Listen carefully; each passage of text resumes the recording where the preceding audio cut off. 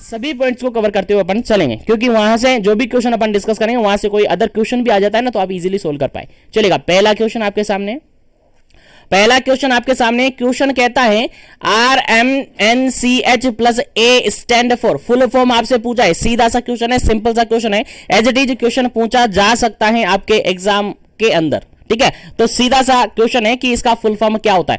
RMNCH plus A जो programme है उसका फुल फॉर्म आपसे पूछा है, ऑप्शन के अकॉर्डिंग आंसर आपको देना है, जल्दी से आंसर दीजिएगा। फर्स्ट ऑप्शन है यहां पर reproductive, maternal, newborn, child and adolescent health. Second option है यहां पर reproductive, maternal, newborn, child plus adolescent. C option है reproductive, maternal, newborn, child health plus adolescent. Third option है, सॉरी फोर्थ ऑप्शन है reproductive, maternal, newborn, child plus plus adolescent health, sorry adult health. चलेगा, answer आपको देना है, क्या इसका correct answer होगा।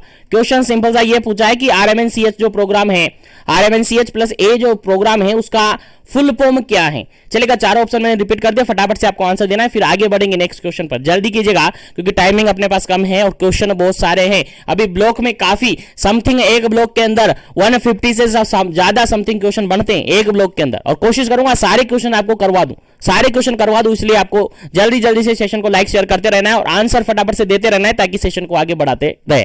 चलेगा, इस क्वेश्चन का अगर बिल्कुल करेक्ट आंसर की अपन बात करें तो यहां पर देखेगा फर्स्ट ऑप्शन बिल्कुल करेक्ट है इस क्वेश्चन का। RMNCH प्रोग्राम की अगर अपन बात करते हैं इसका फुल फॉर्म की, तो R4 होता है रिप्रोडक्टिव, R4 होता है रिप्रोडक्टिव, M4 होता है मैटरनल, N4 होता है न्यूबॉर्न और CH4 होता है चाइल्ड, CH4 होता है child and adolescent health. Child health और एडोल्सेंट हेल्थ दोनों आ गया, इसलिए यहां पर एंड लगा के, ठीक है। तो क्या होता है इसका फुल फॉर्म आपको याद होना चाहिए, reproductive, maternal and child health, ठीक है। मैटरनल, रिप्रोडक्टिव, चाइल्ड हेल्थ और एडोल्सेंट हेल्थ दोनों कंबाइंडली इसके अंदर आएगी, ठीक है। याद रखेगा, इंपॉर्टेंट क्वेश्चन है, कंफ्यूजन नहीं होना। देखेगा अगर किसी ऑप्शन के अंदर प्लस लगा हुआ तो प्लस हट जाता है, क्योंकि प्लस A आपका होता है एडोल्सेंट हेल्थ से रिगार्डेड, प्लस A हो जाता है आपका एडोल्सेंट हेल्थ, ठीक है। तो प्लस यहां पर लगा हुआ है, प्लस यहां पर लगा हुआ, प्लस यहां पर लगा हुआ, लेकिन फुल फॉर्म के अंदर प्लस नहीं मिलेगा आपको, ठीक है। तो यहां पर समझ में आ गया होगा, रिप्रोडक्टिव,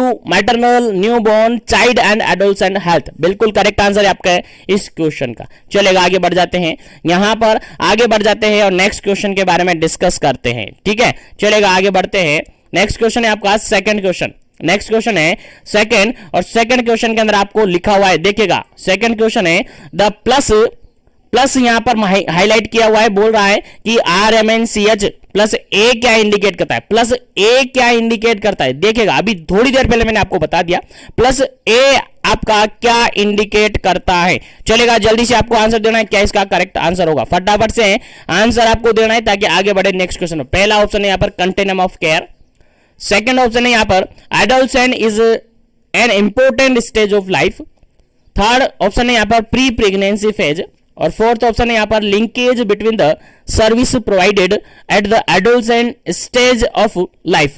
चलेगा, क्वेश्चन समझ में आ गया। अब आंसर आपको देना है, जल्दी कीजिएगा, क्या इसका करेक्ट आंसर होगा, जल्दी कीजिएगा, क्या इसका करेक्ट आंसर होगा, जल्दी कीजिएगा। चलेगा, यहां पर अगर बिल्कुल एक्यूरेट क्वेश्चन की बात करें, एक्यूरेट आंसर की अगर अपन बात करते हैं तो इस क्वेश्चन का जो बिल्कुल करेक्ट आंसर होगा, आपका बिल्कुल करेक्ट आंसर होगा, that is option number B, बिल्कुल करेक्ट आंसर होगा। आपने अगर ब्लॉक उठाकर देखा हो तो आपको देखने को मिला होगा यहां पर RMNCH जो प्रोग्राम अपन पढ़ते हैं उसके अंदर कंटिन्यूम ऑफ केयर भी पढ़ते हैं। क्या पढ़ते हैं? कंटिन्यूम ऑफ केयर भी पढ़ते हैं, लेकिन कंटिन्यूम ऑफ केयर यहां पर पढ़ते हैं, लेकिन यहां पर आपसे क्या पूछा था, A प्लस A का स्टैंड पूछा था। A प्लस A जो है, प्लस A जो है वो क्या इंडिकेट करता है, तो प्लस मतलब ऐड करना, और A फॉर एडोल्सेंट इंडिकेट करता है, क्या इंडिकेट करता है, एडोल्सेंट इंडिकेट करता है। और एडोल्सेंट एक ऐसी स्टेज होती है फीमेल के अंदर या मेल के अंदर या ह्यूमन के अंदर जो कि काफी इंपॉर्टेंट होती है, काफी इंपॉर्टेंट होती है। इसलिए सिंपल सा इस क्वेश्चन का राइट आंसर क्या हो जाता है, adolescent is an important stage of life, बिल्कुल करेक्ट आंसर है, क्योंकि प्री प्रेगनेंसी कंडीशन आएगी नहीं और लिंकेज वाला कोई ऑप्शन यहां पर है ही नहीं, ठीक है। तो याद रखेगा, इंपॉर्टेंट क्वेश्चन है, आपको एग्जाम में पूछा जा सकता है। चलेगा, नेक्स्ट क्वेश्चन की बात करते हैं। तो थोड़ा स्पीडली चलूंगा क्योंकि क्वेश्चन काफी सारे, और सेशन को लाइक शेयर करते रहेगा ताकि सभी तक जुड़ जाए, सभी कैंडिडेट जुड़ जाए, सभी कैंडिडेट तक ये पहुंच जाए, क्योंकि मेरा टारगेट है सभी तक पहुंचाना। चलेगा, नेक्स्ट क्वेश्चन की बात करते हैं। 3 नंबर क्वेश्चन। 3 नंबर क्वेश्चन कहता है 5 मल्टीप्लाई बाय 5, 5 इंटू 5 का रेशियो आपने पढ़ा होगा कहीं ना कहीं, अगर ब्लॉक उठाया हो तो, और नहीं उठाया तो कोई दिक्कत नहीं है यार, मैं बता रहा हूं, कोई बात नहीं है, आपको याद रखना है बस, ठीक है। तो 5 into 5, 5 multiply by 5 matrix for the high impact of RMNCHA intervention include. देखेगा जो RMNCH प्लस ए जो प्रोग्राम है उसके अंदर इंटरवेंशन दिया गया है क्या, 5 इंटू 5, 5 मल्टीप्लाई बाय 5 मैट्रिक्स दिया गया है।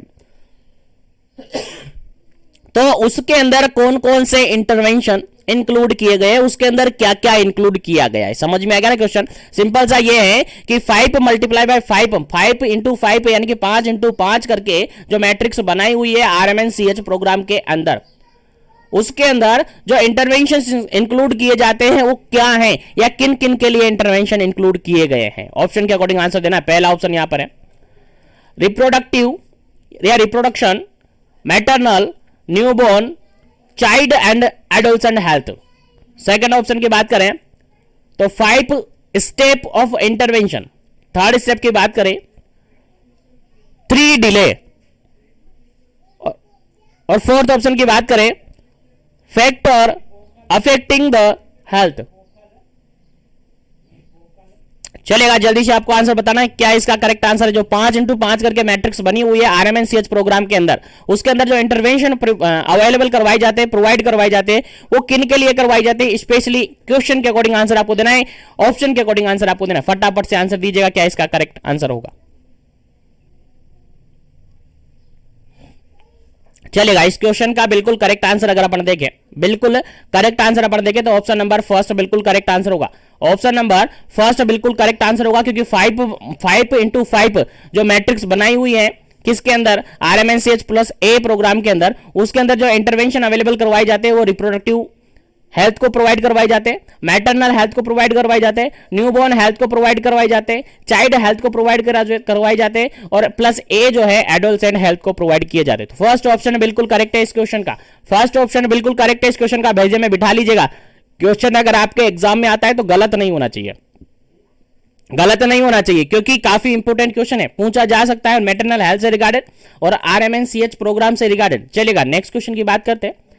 नेक्स्ट क्वेश्चन है आपका 4 नंबर क्वेश्चन है, और 4 नंबर क्वेश्चन काफी इंपोर्टेंट है, लेकिन अभी भी काफी सारे कैंडिडेट नहीं जुड़ पाए, तो सेशन को एक बार से लाइक शेयर कर दीजिएगा। और सभी कैंडिडेट से कहना चाहूंगा डेली अप टू डेट आपकी सेशन हो रहे हैं, डेली अप टू डेट आप सेशन में ज्वाइन हो जाइएगा ताकि आप इजीली सभी क्वेश्चन को समझ सके।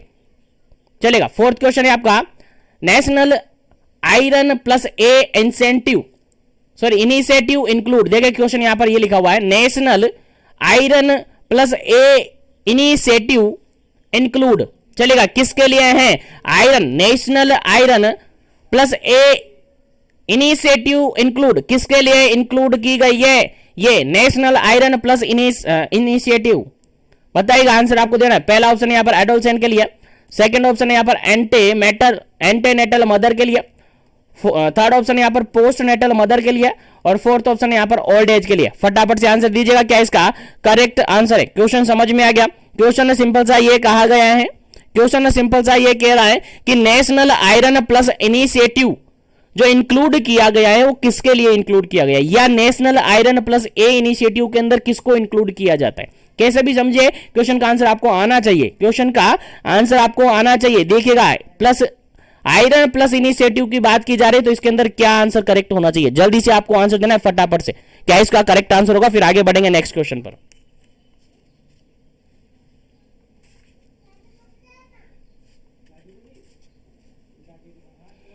चलेगा, इस क्वेश्चन का अगर बिल्कुल करेक्ट आंसर अपन देखें, बिल्कुल करेक्ट आंसर अपन देखें, national iron plus initiative include, इसके अंदर अगर इंक्लूड अपन करते हैं तो इसका बिल्कुल करेक्ट आंसर होगा ऑप्शन नंबर फर्स्ट होगा। क्या होगा, ऑप्शन नंबर फर्स्ट होगा एडोलसेंट एज। क्या होगा, एडोलसेंट एज। और एडोलसेंट एज जनरली अपन किसको मानते हैं, जनरली अपन 10 to 19 ईयर की जो एज है, एज ग्रुप है, इसको अपन एडोलसेंट एज ग्रुप मानते हैं। क्या मानते हैं, 10 से लेकर 19 साल की जो एज है वो आपकी एडोलसेंट हेल्थ होती है, और एडोलसेंट के अंदर जो नेशनल आयरन प्लस इनिशिएटिव है वो इंक्लूड किया जाता है, या उसके अंदर वो इंक्लूड किया जाता है। क्यों? क्योंकि वहां पर आयरन फोलिक एसिड का टैबलेट्स वगैरह स्टार्ट कर दी जाती है, देना होता है ना। बिल्कुल, एडोलसेंट स्टेज काफी इंपॉर्टेंट होती है ह्यूमन लाइफ के अंदर, ठीक है। तो याद रखिएगा, इंपॉर्टेंट है नेशनल आयरन प्लस इनिशिएटिव, इसके अंदर अगर इंक्लूड करते हैं तो एडोलसेंट को बेसिकली अपन इंक्लूड करते हैं। किसको करते हैं? एडोलसेंट एज ग्रुप को इंक्लूड करते हैं, जो कि एज कितनी होती है? 10 to 19 ईयर की होती है। याद रहे, इंपॉर्टेंट क्वेश्चन है, बिठा लीजिएगा भेजे में। आगे बढ़ते हैं नेक्स्ट क्वेश्चन पर। 6 नंबर क्वेश्चन आपका है, 6 नंबर क्वेश्चन आपका है, काफी इंपॉर्टेंट है, देखिएगा। 6 नंबर क्वेश्चन ये कहता है, the community based intervention that address nutritional anaemia amongst adolescent. देखिए, सिंपल सा क्वेश्चन यहां पर ये है कि जो कम्युनिटी बेस्ड इंटरवेंशन अपन देते हैं किसके लिए? स्पेशली जो एडोलसेंट स्टेज होती है जनरली, मैंने कहा अपन मैटरनल हेल्थ पढ़ रहे हैं, मैटरनल हेल्थ के अंदर एडोलसेंट हेल्थ का काफी इंपॉर्टेंट होता है, काफी इंपॉर्टेंस होता है, एक काफी इंपॉर्टेंट स्टेज होती है, ठीक है। तो जनरली आपने देखा होगा एडोलसेंट के अंदर एनीमिया की कंडीशन ज्यादा देखने को मिलती है। क्या देखने को मिलती है? एनीमिया की कंडीशन जनरली फ्रीक्वेंटली देखने को मिल सकती है, क्योंकि यहां पर लेडी को आयरन फोलिक एसिड की ज्यादा रिक्वायरमेंट होती है, क्योंकि मेंस्ट्रुअल पीरियड्स आते हैं, मंथली जो मेंस्ट्रुअल साइकिल चलती है उसके कारण से रिस्क रहता है यहां पर कि एनीमिया होने की संभावना होती है। तो काफी इंपॉर्टेंट है। तो यहां पर सिंपल सा यही कहा गया है कि कम्युनिटी बेस्ड जो इंटरवेंशन अपन अवेलेबल करवाते हैं, किसके लिए अवेलेबल करवाते हैं? सर, एडोलसेंट एज ग्रुप के लिए। क्यों करवाते हैं? कि उनमें न्यूट्रिशनल एनीमिया कोज नहीं हो। तो स्पेशली उसके अंदर फॉलोइंग ऑप्शन में से क्या करेक्ट होगा? स्पेशली उसमें फॉलोइंग ऑप्शन में से क्या करेक्ट आंसर होगा? आंसर आपको देना है। चलिएगा, आंसर आपको देना है। पहला ऑप्शन यहां पर है AWC, सेकंड ऑप्शन है यहां पर NYKS, थर्ड ऑप्शन यहां पर AWC, और फोर्थ ऑप्शन यहां पर WIFS। चलेगा, जल्दी से आपको आंसर बताना है क्या इसका करेक्ट आंसर होगा। Sorry, community based intervention that address the nutritional anaemia among the adolescent. Adolescent के अंदर जो एनीमिया होता है उसके रिगार्डेड अगर कम्युनिटी बेस्ड इंटरवेंशन की अपन बात करें तो उसके अकॉर्डिंग क्या ऑप्शन यहां पर करेक्ट होगा? क्या ऑप्शन यहां पर आपका करेक्ट होगा? चलिएगा, इस क्वेश्चन का अगर बिल्कुल करेक्ट आंसर देखें तो ऑप्शन नंबर डी बिल्कुल करेक्ट आंसर होगा। ऑप्शन नंबर डी बिल्कुल करेक्ट आंसर होगा। क्या है option number D? Option number D है WIFS। WIFS मतलब क्या सर? WIFS मतलब होता है वीकली। WIFS मतलब होता है वीकली। क्या होता है? Weekly iron, weekly I for iron, weekly iron and F for folic acid. याद रखिएगा, इंपोर्टेंट है, नोट करते रहिएगा, नोट करते रहेगा, नोटबुक साथ में रखिएगा। उसके अलावा S for supplement, S for supplement. याद रखिएगा, स्पीड से चल रहा हूं, स्पीड से कोशिश कर रहा हूं जल्दी से कवर हो जाए, ठीक है। तो यहां पर कम्युनिटी बेस्ड इंटरवेंशन की अगर अपन बात करें एडोलसेंट एज ग्रुप में कि उसके अंदर जनरली एनीमिया देखने को मिलती है, तो यहां पर WIFS बिल्कुल करेक्ट आंसर होगा, क्योंकि यहां पर weekly iron and folic acid supplement provide किए जाते हैं। किसको? एडोलसेंट एज ग्रुप को। किसको? एडोलसेंट एज ग्रुप को, ताकि उसको एनीमिया से बचाया जा सके, यानी एनीमिया के रिगार्डेड प्रिवेंशन के लिए ये इंक्लूड किया जाता है, ठीक है। याद रखिएगा, इंपॉर्टेंट क्वेश्चन है। चलेगा, आगे बढ़ते हैं नेक्स्ट क्वेश्चन पर। नेक्स्ट क्वेश्चन आपके सामने काफी इंपॉर्टेंट है, देखिएगा काफी इंपॉर्टेंट है, और आई थिंक आपके एग्जाम में 101% आपके एग्जाम में पूछा जा सकता है, क्योंकि काफी इंपॉर्टेंट क्वेश्चन है। क्वेश्चन क्या कहता है समझते हैं। Supervised administration of weekly iron and folic acid supplement. देखिए, क्वेश्चन सिंपल सा यहां पर ये कहा जा रहा है, सुपरवाइज एडमिनिस्ट्रेशन, यानी एडमिनिस्ट्रेशन को अपन को सुपरवाइज करना है, या एडमिनिस्ट्रेशन आप कर रहे हो मान के चलेगा, weekly iron and folic acid supplement, weekly iron and folic acid supplement, जो कि अभी जस्ट थोड़ी देर पहले अपन ने पढ़ा। यानी एडोलसेंट एज ग्रुप को एनीमिया से बचाने के लिए, एनीमिया के रिगार्डेड प्रिवेंशन के लिए उसको WIFS प्रोवाइड किया जाता है, यानी weekly iron and folic acid supplement provide किए जाते हैं। तो वो कितने अमाउंट में प्रोवाइड किए जाते हैं ये आपको बताना है। क्वेश्चन समझ में आया क्या कह रहा हूं मैं? बिल्कुल वही है कि हम वीकली एक एडोलसेंट एज ग्रुप के अंदर weekly iron and folic acid supplement provide करते हैं किसी एडोलसेंट एज ग्रुप की लेडीज को, एडोलसेंट एज ग्रुप की गर्ल्स को, तो उनको कितना iron and folic acid supplement provide किया जाता है स्पेशली। ऑप्शन के अकॉर्डिंग आंसर आपको देना। पहला ऑप्शन यहां पर है, देखिएगा 50 mg आयरन, एलिमेंटल आयरन, ठीक है, 50 mg तो एलिमेंटल आयरन और 100 माइक्रोग्राम यहां पर फोलिक एसिड।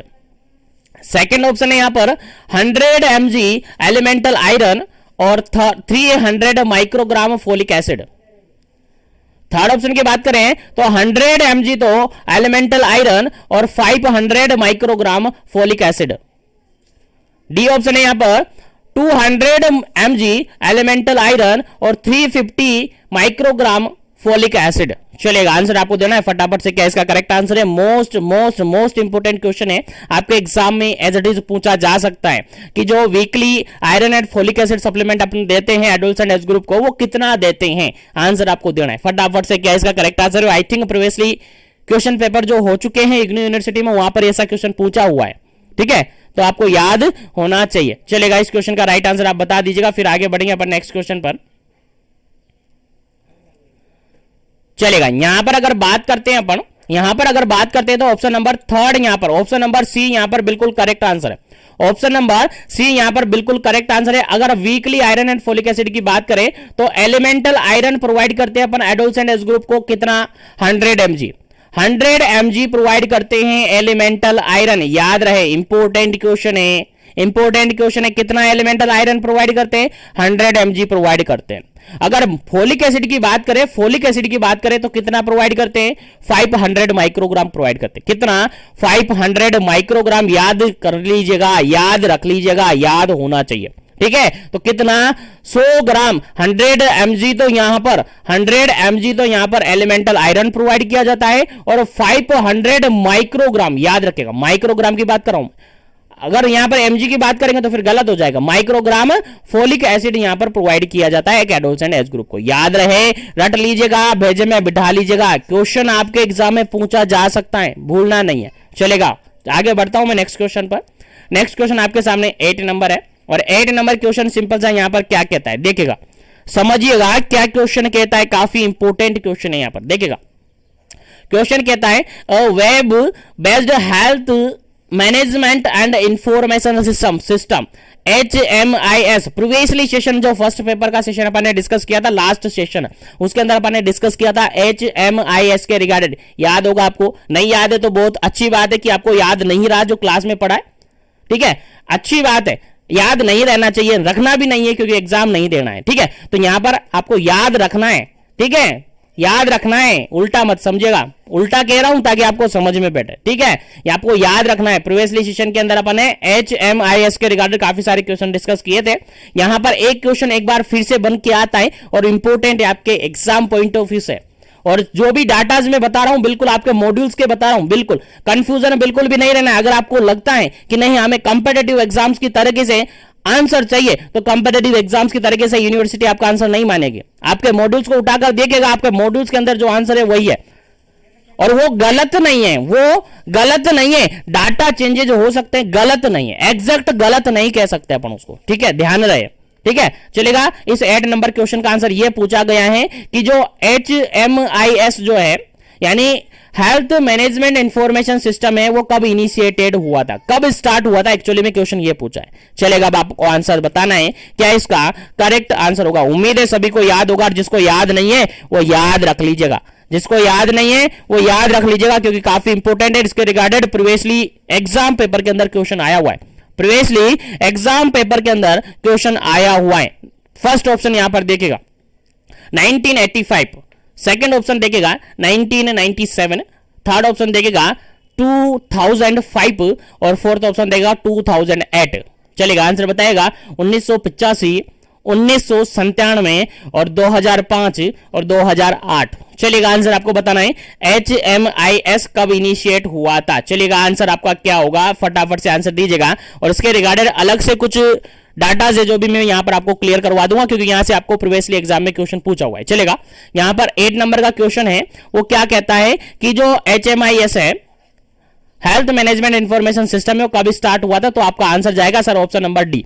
क्या जाएगा जी? ऑप्शन नंबर डी बिल्कुल करेक्ट आंसर जाएगा। 2008 के अंदर ये सिस्टम स्टार्ट कर दिया गया था, ठीक है, याद रखेगा HMIS जो सिस्टम है, हेल्थ मैनेजमेंट इंफॉर्मेशन सिस्टम है, 2008 के अंदर स्टार्ट कर दिया गया था और इसके अंदर कुछ क्राइटेरिया वगैरह फिक्स कर दिया गया था, कुछ क्राइटेरिया फिक्स किया गया था जिसके अंदर अगर अपन बात करें क्राइटेरिया इसकी, तो अलग अलग कलर कोडिंग भी यहां पर परफॉर्मेंस को देखते हुए दिए थे। अलग अलग कलर कोडिंग में यहां डिवाइडेड कर दिया जाता है, अलग अलग कलर कोड में यहां क्या कर दिया जाता है, क्या क्या कर दिया जाता है, डैशबोर्ड बनाकर अलग अलग कलर कोड में यहां पर कंडीशन को क्या कर दिया जाता है, उनकी परफॉर्मेंस को डिवाइड कर दिया जाता है। जहां पर बेसिकली अगर बात करें तो 4 कलर कोड रखे जाते हैं, जहां पर बेसिकली अगर अपन बात करें तो 4 कलर कोड रखे जाते हैं। यहां पर याद रखिएगा परफॉर्मेंस बेस्ड पर क्वेश्चन आया हुआ है, अभी बताऊंगा कहां से क्वेश्चन आया हुआ है। 4 कलर कोड स्पेशली रखे गए हैं, जिसके अंदर ग्रीन कलर कोड है, जिसके अंदर आपका येलो कलर कोड है, जिसके अंदर आपका पिंक कलर कोड है, पिंक या फिर इसको आप जनरली बेबी पिंक कह सकते हैं। कौन सा पिंक, बेबी पिंक कलर, और फोर्थ ऑप्शन है आपका रेड कलर। ये बेसिकली 4 कलर कोड है। इंफॉर्मेशन ध्यान रखिएगा जो परफॉर्मेंस होती है, और ये भी किसके अंदर आता है आपका टॉपिक, RMNCH+ जो प्रोग्राम है उसके अंदर ही आता है, हेल्थ मैनेजमेंट इंफॉर्मेशन सिस्टम के अंदर, जहां पर क्वेश्चन आपसे कैसे पूछा जाएगा। थोड़ा सस्पेंस से रखिएगा, सस्पेंस से बेटर रहेगा, बने रहेगा, मैं अभी बताऊंगा कहां से क्वेश्चन कैसे पूछा जाएगा। ठीक है, तो अलग से एक तरीके से डैशबोर्ड बनाया गया है, HMIS के अंदर डैशबोर्ड बनाया गया है, जिसके अंदर अलग अलग कलर कोड को देखते हुए एक एनालिसिस के लिए, परफॉर्मेंस एनालिसिस को करने के लिए, यानी परफॉर्मेंस को देखने के लिए अलग अलग कलर कोड के रिगार्डेड अपन कंडीशन को डिवाइड करते। देखिएगा अगर अपन देखें ग्रीन कलर कोड है तो यहां पर जो कंडीशन होगी वो कैसी रहेगी, गुड रहेगी। अगर येलो कलर कोड की अपन बात करें तो यहां पर कंडीशन कैसी रहेगी, प्रोमिसिंग रहेगी। कैसी रहेगी, प्रोमिसिंग रहेगी। और पिंक कलर कोड की अगर अपन बात करें तो यहां पर कंडीशन कैसी रहेगी, लो रहेगी। कैसी रहेगी, लो रहेगी या फिर पुअर रहेगी। और रेड की बात अपन करते हैं तो वेरी पुअर रहेगी, वेरी पुअर रहेगी या वेरी लो रहेगी। तो 4 कलर कोड यहां पर डिवाइडेड किए जाते हैं HMIS के अंदर। और प्रीवियसली एग्जाम के अंदर जो मैं कह रहा हूं, बार बार कह रहा हूं, क्वेश्चन पूछा हुआ है आपके एग्जाम के अंदर। कहां से पूछा गया है क्वेश्चन, ये पूछा गया है, क्वेश्चन में ये दिया था कि प्रोमिसिंग कंडीशन है। चलिए प्रोमिसिंग कंडीशन है, चलिए बताइए जो HMIS होता है, हेल्थ मैनेजमेंट इंफॉर्मेशन सिस्टम होता है, उसके अंदर कौन सा कलर कोड इसको दोगे। क्वेश्चन सिंपल सा यही पूछा है, बस एज इट इज पूछा है। प्रीवियसली पेपर आप उठाकर देखेंगे तो उसमें मिल जाएगा आपको। प्रोमिसिंग स्टेज जो होती है, प्रोमिसिंग इंफॉर्मेशन है, प्रोमिसिंग कंडीशन है, तो उसको किस कलर कोड में आप रखोगे। यहां पर बायोमेडिकल वेस्ट मैनेजमेंट का कोड नहीं चलेगा, यहां पर आपको अलग से कोड याद रखना पड़ेगा। अगर याद नहीं है तो याद रख लीजिएगा, मैं सारे कलर कोड आपके सामने रख दिया हूं, इनमें से कोई सा भी क्वेश्चन आपकी एग्जाम में उठा सकता है। ठीक है, तो पूरा ब्लॉक में मोल्डेड करके दूंगा, परेशान मत होइएगा, सारा कुछ दूंगा। कहीं भी बाहर से नहीं जाएगा, क्वेश्चन बाहर से जाएगा ही नहीं यार, सारा मॉड्यूल्स आपको दे दूंगा, चलेगा। यहां पर अगर बात करें तो प्रोमिसिंग से रिगार्डेड आपसे क्वेश्चन पूछा गया था, जिसका आंसर आपका येलो कलर कोड होगा। क्या होगा, येलो कलर कोड होगा। ये सब क्या है, परफॉर्मेंस है। क्या है, सब परफॉर्मेंस है। परफॉर्मेंस को चेक करने के लिए कलर कोड यहां पर बनाए हुए हैं। परफॉर्मेंस को चेकआउट करने के लिए यहां पर आपके कलर कोड बनाए गए। और कलर कोड को अगर अपन देखें, कलर कोड अपन देखें तो यहां पर अगर मान के चलेगा किसी क्लाइंट की, कोई पेशेंट है, उसकी कंडीशन अगर गुड है, उसकी कंडीशन अगर गुड है तो उसको अपन HMIS के अंदर जो हेल्थ मैनेजमेंट इंफॉर्मेशन सिस्टम होता है उसके अंदर अपन क्या करते हैं, ग्रीन कलर कोड में रखते हैं। किसके अंदर रखते हैं, ग्रीन कलर कोड के अंदर रखते हैं। अगर पेशेंट की कंडीशन प्रोमिसिंग है तो उसको येलो कलर कोड में रखेंगे। अगर पेशेंट की कंडीशन लो है, पुअर है, काफी कमजोर है, तो उसको अपन पिंक कलर के अंदर रखेंगे, बेबी पिंक कलर जो होता है उसके अंदर रखेंगे। और पेशेंट बिल्कुल ही लो है, बिल्कुल ही कमजोर है, तो फिर उसको लास्ट फाइनल कलर होता है, दैट इज रेड, जो कि खतरे की घंटी होती है और यहां पर डेंजरस होता है। ठीक है, तो इस तरीके से अपन परफॉर्मेंस अपन चेकआउट करते हैं हेल्थ मैनेजमेंट इंफॉर्मेशन सिस्टम के अंदर। तो यहां से 101% आपके एग्जाम में क्वेश्चन पुट अप हो सकता है। तो फटाफट से स्क्रीनशॉट ले लीजिएगा या नोट कर लीजिएगा, आपकी इच्छा है क्या करना है। चलेगा, आगे बढ़ते हैं नेक्स्ट क्वेश्चन पर। लेकिन सेशन को लाइक शेयर नहीं किया तो लाइक शेयर कर दीजिएगा। चैनल पर पहली बार विजिट कर रहे हो तो चैनल को सब्सक्राइब कर लीजिएगा, ताकि इसी तरीके से कंटिन्यू सेशन आपको मिलते रहे।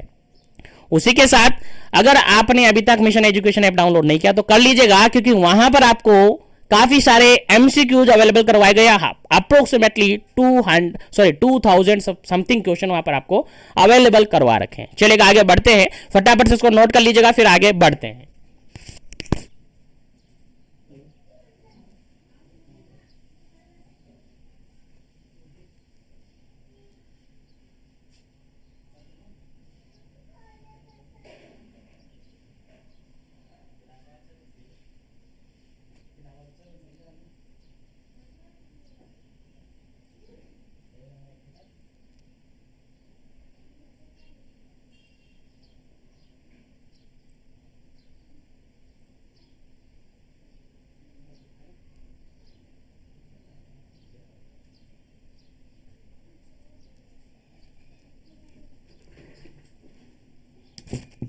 हाँ, तो उम्मीद है ये कलर कोड आपको याद रहेंगे और याद रखने हैं आपको, ठीक है। बिल्कुल काफी इंपोर्टेंट क्वेश्चन है आपके एग्जाम पॉइंट ऑफ व्यू से।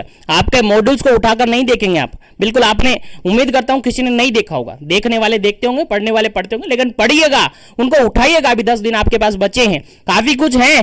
वैसे तो मैं सब कुछ दे रहा हूं, लेकिन आपको भी उठाना पड़ेगा। कहीं मेरी गलती आपको मिल जाए, हो सकता है ना कहीं क्वेश्चन में गलत बता दूं, हो जाता है, ऐसा नहीं है कि मुझे गलती नहीं होगी, हो जाती है कभी कभार। तो मॉड्यूल्स को एक बार उठाकर नजर घुमा लीजिएगा, क्योंकि लास्ट टाइम आपका चल रहा है स्पेशली राजस्थान सीएचओज का, ठीक है। तो याद रखिएगा, इस तरीके से अपन किसी भी पेशेंट की, क्लाइंट की क्या कर सकते हैं, परफॉर्मेंस को चेकआउट कर सकते हैं। 3-4 कलर कोड यहां पर बता दिए मैंने। गुड कंडीशन है तो ग्रीन कलर कोड, अगर प्रोमिसिंग कंडीशन तो येलो कलर कोड, और अगर लो कंडीशन है तो पिंक कलर कोड, और अगर वेरी लो है तो फिर उसको रेड कलर कोड के अंदर अपन रखते हैं। चलेगा, आगे बढ़ जाते हैं नेक्स्ट क्वेश्चन पर। नेक्स्ट क्वेश्चन आपका सामने काफी इंपोर्टेंट है और एज इट इज सबको याद होगा, उम्मीद करता हूं, तो ज्यादा टाइम वेस्ट यहां पर नहीं करेंगे। 10 नंबर क्वेश्चन है, IFA का फुल फॉर्म आपसे पूछा है।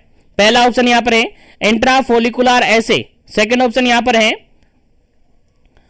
इंटरफ्यूज एसिड, थर्ड ऑप्शन यहां पर है इंसुलिन फ्यूसिफॉर्म अमीनो, और फोर्थ ऑप्शन यहां पर है आयरन एंड फोलिक एसिड। चलेगा, जल्दी से आपको आंसर बता देना है। उम्मीद करता हूं सबको याद होगा। अगर ये भी क्वेश्चन आपको याद नहीं है ना, तो बहुत कुछ आपको याद नहीं है, बहुत कुछ क्या, कुछ भी आपको याद नहीं है, इसलिए आपको याद होना चाहिए। चलेगा, इस क्वेश्चन का बिल्कुल राइट आंसर क्या होता है आपका, ऑप्शन नंबर डी होता है। ऑप्शन नंबर डी बिल्कुल करेक्ट आंसर होता है, आयरन एंड फोलिक एसिड। बिल्कुल, IFA का फुल फॉर्म होता है आयरन फोलिक एसिड होता है। चलेगा, आगे बढ़ते हैं नेक्स्ट क्वेश्चन पर।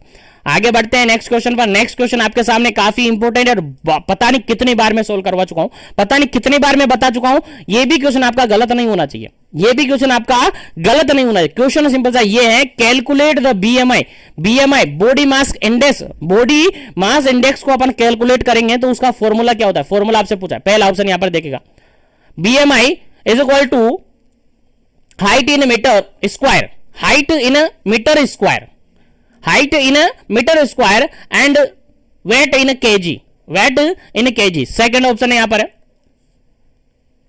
सेकंड ऑप्शन यहां पर BMI is equal to weight in KG, weight in KG और हाइट इन मीटर स्क्वायर।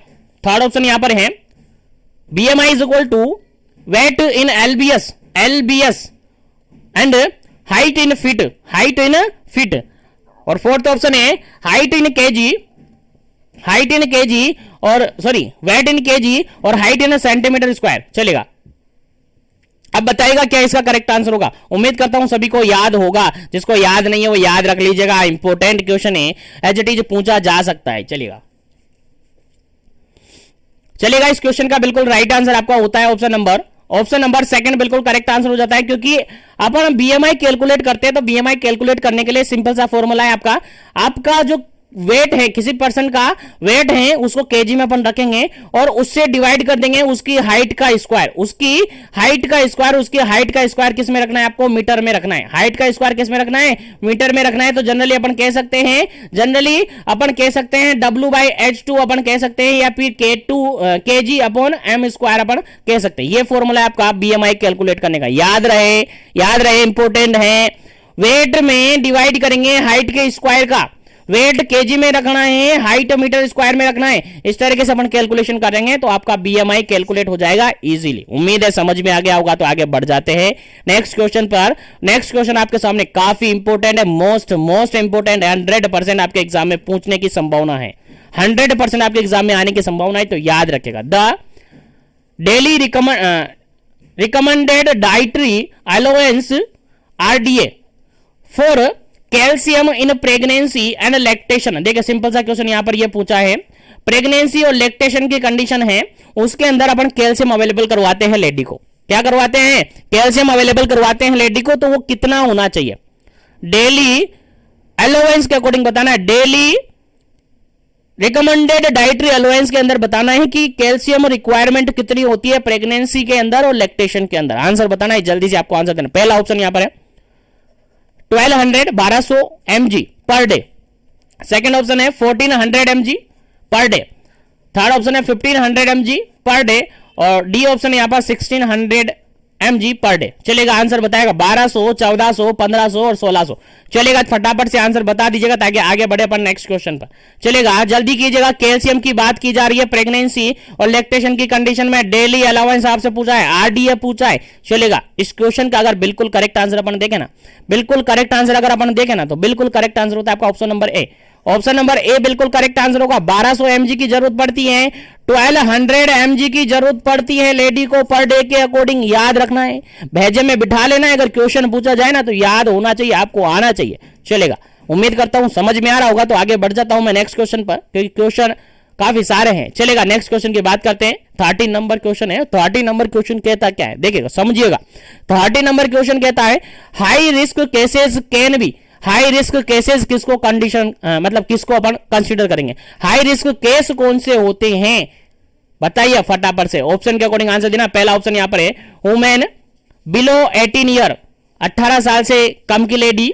उसके अलावा एज ओवर 35 से ज्यादा ईयर की लेडी, और उसके अंदर क्या है? Primi gravida. चलेगा, समझ में है ना? यानी ऐसी लेडी जो कि अभी 18 की नहीं हुई है, 18 की नहीं हुई, लेकिन उसके अंदर प्राइमी ग्रेविडा यानी वो प्रेग्नेंट हो गई है। या फिर ऐसी लेडी जो कि 35 से अबव है लेकिन वो फर्स्ट टाइम प्रेग्नेंट हुई है, प्राइमी ग्रेविडा उसके अंदर है। सेकंड ऑप्शन है यहां पर है वुमेन हु हैव हैड 4 और मोर प्रेगनेंसी एंड डिलीवरी। एक लेडी जिसको 4 या 4 से ज्यादा प्रेगनेंसी हो चुकी है और डिलीवरी हो चुकी है। थर्ड ऑप्शन की अगर बात करें तो शॉर्ट स्टर्ड प्राइमी ग्रेविडा। अगर उसकी जो पेल्विक बोन्स वगैरह होती है उनके अंदर शॉर्ट स्टर्ड है और उसके अंदर प्राइमी ग्रेविडा है। तो अब चलिएगा फोर्थ ऑप्शन यहां पर ऑल ऑफ द अबव। चलेगा, क्या इसका करेक्ट आंसर है? फटाफट से क्वेश्चन समझ में आ गया होगा। हाई रिस्क कंडीशन किसको अपन मानेंगे? फॉलोइंग ऑप्शन में से हाई रिस्क कंडीशन किसको मानेंगे? आंसर आपको देना है, जल्दी कीजिएगा। क्या इसका करेक्ट आंसर होगा? फिर आगे बढ़ते हैं पर नेक्स्ट क्वेश्चन पर। जल्दी कीजिएगा, काफी इंपोर्टेंट क्वेश्चन है आपके एग्जाम पॉइंट ऑफ व्यू से।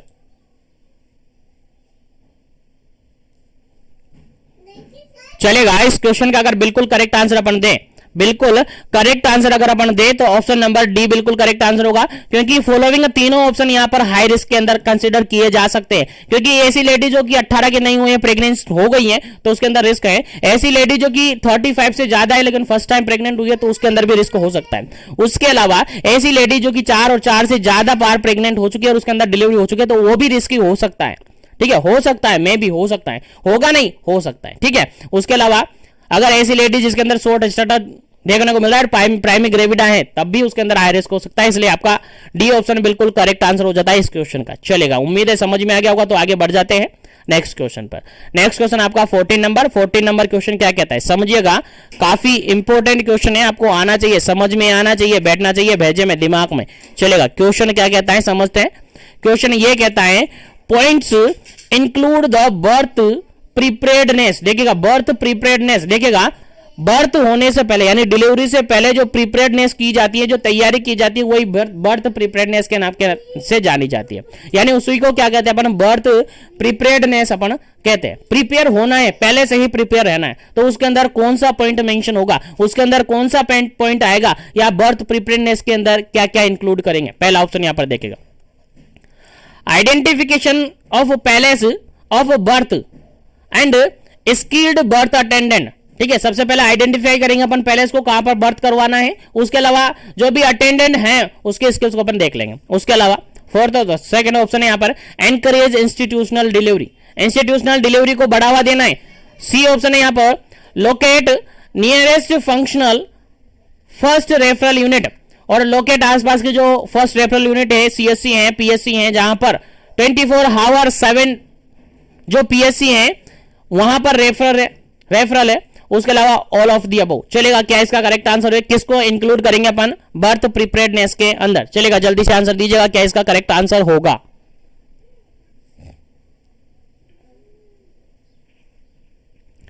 चलेगा, अगर बिल्कुल करेक्ट आंसर की बात करें तो इस क्वेश्चन का आंसर बिल्कुल करेक्ट होगा option number D.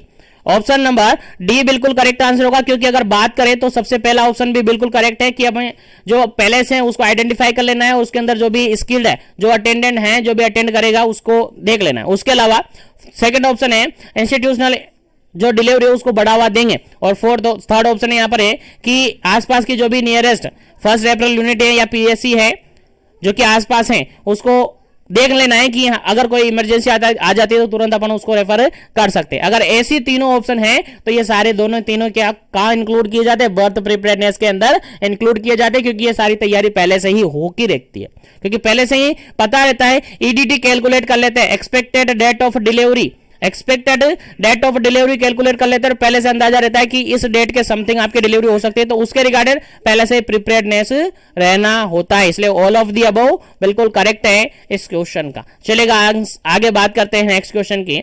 Next question आपके सामने है 15 नंबर। नेक्स्ट क्वेश्चन आपके सामने है 15 नंबर। 15 नंबर क्वेश्चन कहता है the first fetal motion felt by the mother is known as. देखिएगा, सिंपल सा क्वेश्चन पूछा गया है, काफी इंपोर्टेंट क्वेश्चन है कि पहली बार लेडी प्रेग्नेंट है, मान के चलेगा लेडी प्रेग्नेंट है और लेडी को पहली बार ऐसा फील हुआ है कि उसके अंदर जो उसके यूट्रस के अंदर जो फीटस है उसने मूवमेंट किया है। और जनरली अपन इस बात को कहते हैं कि बच्चे ने लात मारी, कहते हैं ना, वही कह रहा हूं, क्वेश्चन यही कह रहा है कि बच्चे ने सबसे पहले लात मारी, उसको अपन क्या कहते हैं? सबसे पहले मदर, केवल मदर को फील हुआ है, तुम्हें फील नहीं होगा। मदर ने फील किया है कि बेबी ने मोशन किया, बेबी ने गति की, बेबी ने मूवमेंट किया, या बेबी ने मुझे लात मारा, कैसे भी समझ लीजिएगा, उसको अपन क्या कहते हैं? पहला ऑप्शन यहां पर है चैडविक साइन, उसको कहेंगे। सेकंड ऑप्शन है यहां पर ओसिएंडर साइन, अपन इसको कहेंगे। थर्ड ऑप्शन यहां पर क्विकनिंग, अपन इसको कहेंगे। और फोर्थ ऑप्शन यहां पर गुडल साइन, अपन इसको कहेंगे। चलेगा, जल्दी से आपको आंसर देना है, क्या इसका करेक्ट आंसर होगा? फटाफट कीजिएगा, क्योंकि टाइमिंग कम है, क्वेश्चन बहुत सारे हैं। क्या कहेंगे ऐसी कंडीशन को कि बच्चे ने लात मारी, मदर को सबसे पहले फील हुआ मोमेंट को अपन क्या कहते हैं? मदर ने सबसे पहले फील किया है, ऐसे मोमेंट को अपन कहते हैं। That is option number C बिल्कुल करेक्ट आंसर है, क्विकनिंग कहेंगे। क्या कहेंगे जी? क्विकनिंग कहेंगे। क्विकनिंग कहते हैं जनरली अगर सबसे पहले जो मदर फील करती हैं first moment of the fetus, fetus का पहला मोमेंट अगर फील करती हैं लेडी, तो उस कंडीशन को या उसको अपन कहते हैं, उस मोमेंट को अपन कहते हैं क्विकनिंग। क्या कहते हैं? क्विकनिंग कहते हैं। और जनरली अगर अपन बात करें प्राइमी ग्रेविडा लेडी है, यानी अगर पहली बार प्रेग्नेंट हुई है तो ये जनरली देखने को मिलता है 18 वीक पर। थोड़ा सा वेरिएशन यहां पर देखने को मिलता है एग्जैक्ट, लेकिन ध्यान रहे तो 18 वीक के समथिंग ये देखने को मिलता है। अगर मल्टी ग्रेविडा फीमेल है तो ये जनरली आपको जल्दी ही देखने को मिल जाता है, 16 वीक पर ही ये देखने को मिल जाता है। याद रहे, इंपॉर्टेंट क्वेश्चन है, ठीक है। तो लेडी सबसे पहली बार जो मोमेंट फील करती है फीटस का, उसको कहते हैं आप क्विकनिंग। और जनरली प्राइमी ग्रेविडा के अंदर जो लेडी पहली बार प्रेग्नेंट हुई है उसके अंदर 18 वीक का देखने को मिलता है। और जो लेडी मल्टी ग्रेविडा है, यानी 2 से 3 बार वो प्रेग्नेंट हो चुकी है, उसके अंदर ये 16 वीक पर ही देखने को मिल जाता है। याद रहे, इंपॉर्टेंट क्वेश्चन है, आपको आना चाहिए, समझ में आना चाहिए। चलेगा, आगे बात करते हैं नेक्स्ट क्वेश्चन की, लेकिन उससे पहले यहां पर कुछ साइन है उसको अपन देख लेते हैं, क्योंकि ये भी प्रेगनेंसी कंडीशन में देखने को मिलते हैं। देखिएगा, चैडविक साइन क्या होता है? चैडविक साइन क्या होता है? तो जनरली अपन इसको कहते हैं चैडविक साइन मतलब होता है bluish discoloration, discoloration of cervix, cervix का ब्लूइश डिसकलरेशन होना, सर्विक्स का क्या होना? ब्लूइश डिसकलरेशन होना, that is Chadwick sign. Cervix का ब्लूइश डिसकलरेशन है, that is a Chadwick sign. और ये समथिंग आपको देखने को मिल जाता है 8 वीक पर। कब देखने को मिल जाता है? 8 वीक पर देखने को मिल जाता है। अगर अपन ओशियंडर साइन की बात करें, तो यहां पर इंक्रीज वेजाइनल पल्सेशन देखने को मिलता है। इंक्रीज वेजाइनल पल्सेशन देखने को मिलता है। याद रखिएगा, पल्सेशन देखने को मिलता है। जो वेजाइना के अंदर जो पल्सेशन है वो क्या हो जाता है, इंक्रीज होता है, और ये भी समथिंग आपको 8 वीक के समथिंग देखने को मिल जाता है। अगर बात करें गुडल साइन की, अगर अपन बात करें गुडल साइन की, तो गुडल साइन होता है सॉफ्टनिंग ऑफ सर्विक्स का सॉफ्ट हो जाना गुडल साइन होता है, और ये समथिंग देखने को मिलता है आपको 6 वीक पर।